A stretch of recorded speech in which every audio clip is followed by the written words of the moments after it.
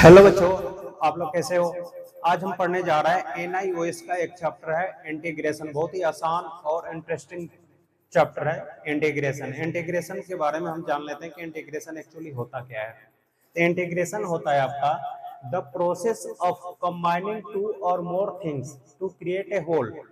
दो या दो से ज्यादा थिंग मतलब किसी नंबर को या किसी वेरिएबल को या किसी चीज को कंबाइन करके एक बड़ा समुदाय बनाने को ही कहते हैं इंटीग्रेशन, या एक बड़ा क्वेश्चन बना देने को कहते हैं इंटीग्रेशन।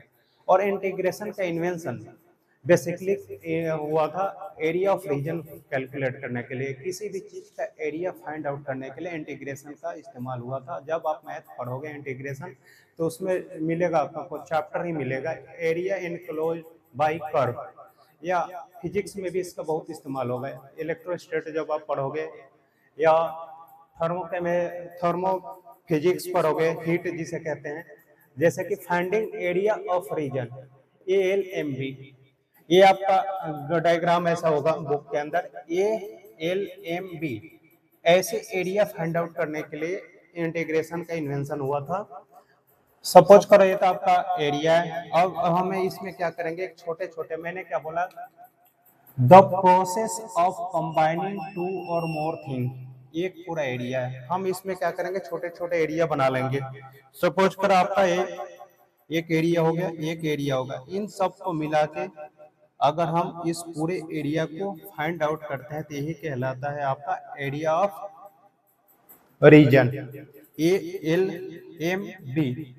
इसका इन्वेंशन ऐसे हुआ था, Archimedes used 2000 universal of gravitation. Newton name of Newton 1642 to 1727। ये 16 सेंचुरी की बात है। 1642 से लेके 1727 तक न्यूटन जी ने भी इस पे वर्क किया। उसके बाद लेibniz नाम की एक साइंटिस्ट ने इसको फाइनल टच दिया 1646 to 1716, और after mention as the creator of present day calculus. तीन साइंटिस्ट ने मिल के रिसर्च किया तो जाके इस चैप्टर का इन्वेंशन हुआ कैलकुलस का, जिसे हम आज के दिन इन प्रेजेंट में पढ़ते हैं कैलकुलस। ये था आपका कैलकुलस का मेन जो पेपर में, तो ये आएगा नहीं, ये बस बेसिकली इंट्रोडक्शन के लिए था कि इसका इन्वेंशन कैसे हुआ, जहां नॉलेज के लिए। बाकी इसका पेपर में कोई लेना देना नहीं है। आप इसका स्क्रीनशॉट ले सकते हो। ऐसा साइन होता है, इसे बोलते हैं इंटीग्रेशन।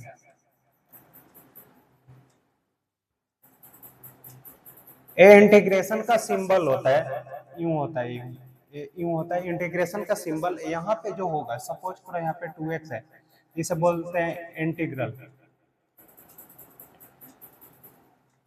इस चीज को बोलेंगे, इस पूरे को बोलेंगे इंटीग्रल। यहाँ पे आता है आपका dx, इसे बोलते हैं with respect to x, with respect to x। इस dx को बोलते हैं विद रेस्पेक्ट टू x, इसे बोलते हैं इंटीग्रल, इसे बोलते हैं इंटीग्रेशन। ये था आपका इंटीग्रेशन का साइन। यहाँ पे जो लिखे होंगे उसे क्या बोलेंगे, ये नॉलेज के लिए ये होता है इंटीग्रल। अब हम देखते हैं कि इसमें फार्मूला कौन सा होता है, कौन सा फार्मूला आपको पढ़ना है बेसिकली। तो जो फार्मूला होगा ऐसे होगा, सपोज करो x की पावर n है, इसका आप फाइंड आउट करोगे इंटीग्रेशन। इंटीग्रेशन का साइन ऐसा, इंटीग्रेशन ऐसा निकालोगे इसका, x की पावर n प्लस 1 अपॉन में n प्लस 1 प्लस में c। ये होता है आपका इंटीग्रेशन का फॉर्मूला। ये होता है बेसिक फार्मूला। बेसिक यहीं से होता है। इसमें बहुत सारे फार्मूला होता है, ट्रिगोनोमेट्रिकल होता है आपका, और बाय पार्ट्स भी होते हैं, सब्स्टिट्यूशन भी होता है। इसके बहुत सारे क्वालिटी होता है। Integration by substitution, integration by parts, integration of exponent function, integration of logical function. उसके बाद होता है इंटीग्रेशन बाय पार्शियल फ्रैक्शन। फिर उसके बाद आता है इंडेफिनिट इंटीग्रेशन और डेफिनिट इंटीग्रेशन। तो अभी जो हम बात कर रहे हैं आपका इंडेफिनिट है। अगर सिर्फ ऐसा साइन है तो ये आपका इंडेफिनिट है। लेकिन अगर यहाँ पे कोई चीज लिखा, सपोज करो x है, यहाँ पे dx, और यहाँ पे मैं लिख दूं a और a b, इसे बोलते हैं अपर लिमिट। इसे बोलते हैं लोअर लिमिट, और ये हो जाता है डेफिनेट इंटीग्रेशन। डेफिनेट इंटीग्रेशन पहले हम पढ़ेंगे इंडेफिनिट, उसके बाद पढ़ना है डेफिनेट। डेफिनेट इसलिए हो जाता है कि इसमें आपके लिमिट दिए हुए हैं, दो लिमिट दिया हुआ है, ये आपका लोअर लिमिट है, ये आपका अपर लिमिट है, ये आपका होता है इंटीग्रल। ये जो इंटीग्रल है इसकी लिमिट है यहाँ से शुरू होकर यहीं तक जाएगा, लोअर से लेके अपर तक जाएगा। जिसमें इसकी लिमिट गिवन हो वो होता है आपका डेफिनेट, जिसमें लिमिट नॉट गिवन हो वो होता है इनडेफिनिट। तो हम इसकी बात बाद में करेंगे जब हम डेफिनेट पढ़ेंगे, तो इसको हम हटा देते हैं। करें इंडेफिनिट की, ये होता है आपका इंडेफिनिट इंटीग्रेशन। इसका हमने इंटीग्रेशन निकाला तो ये है। अब आप इसका डिफरेंशिएशन निकालो, क्योंकि एंटी डेरिवेटिव भी बोलते हैं इंटीग्रेशन को, आप एंटी डेरिवेटिव भी बोलोगे, एंटी मींस उसके उल्टा, ये होगा इंटीग्रेशन। अब इसका आप डिफरेंशिएशन निकालोगे तो ये सेम यही है। अब इसका डी निकालेगा तो ऐसे होगा ना, D upon D X bracket में लिखोगे एक्स की power N plus one upon N plus one, ऐसा लिखेंगे।